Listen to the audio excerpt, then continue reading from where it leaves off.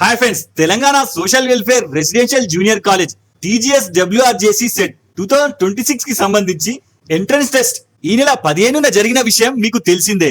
అయితే దీనికి సంబంధించిన పరీక్షా ఫలితాలు ఎగ్జామ్ తర్వాత 15 రోజులు అంటే ఈ నెల మే 28 నుంచి జూన్ 5 లోపు రావచ్చని అఫీషియల్ నోటిఫికేషన్ లో చెప్పబడింది.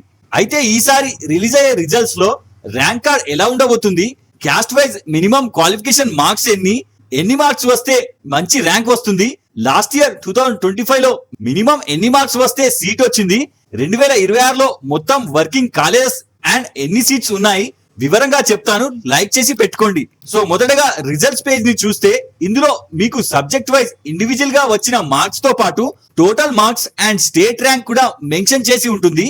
అయితే ఇందులో ఓసీ అండ్ బీసీకి 40% మార్క్స్ అండ్ ఎస్సీ అండ్ ఎస్టీకి 30% మార్క్స్ వస్తేనే మీకు ఒక యావరేజ్ ర్యాంక్ జనరేట్ అవుతుంది.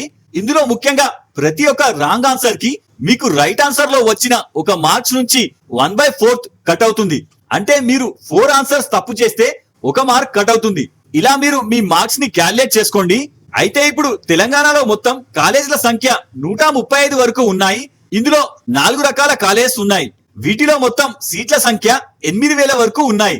అయితే 2025 marks versus rank cut off ని చూస్తే టోటల్ 60,000 మంది ఎగ్జామ్ రాయగా ఇందులో ఓసీకి 115 నుంచి 125 మధ్య మార్క్స్ వచ్చి కనీసం 600 లోపు ర్యాంక్ వచ్చి ఉండాలి.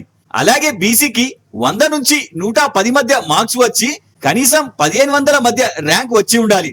అలాగే ఎస్సీ కేటగిరీకి 80 నుంచి 95 మధ్య మార్క్స్ వచ్చి కనీసం 3000 వరకు ర్యాంక్ వస్తే సరిపోతుంది.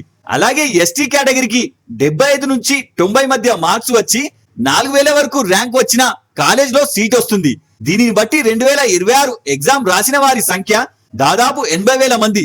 దీనిని బట్టి ఈ ఇయర్ లో మీకు కాలేజ్ లో సీట్ రావాలంటే ఓసీకి 115+, బీసీకి 100+, ఎస్సీకి 85+, అలాగే ఎస్టీకి 80+ మార్క్స్ వస్తేనే మీకు కాలేజ్ లో సీట్ పక్కా అని అనుకోవాలి. సో ఇది friends social welfare college rank versus marks details. మన నెక్స్ట్ వీడియోలో వెబ్ ఆప్షన్స్ అండ్ కౌన్సిలింగ్ గురించి చెప్తాను. ఇలాంటి మరిన్ని అప్డేట్స్ కోసం వీడియో లైక్ చేసి ఛానల్ సబ్స్క్రైబ్ చేసుకోగలరు.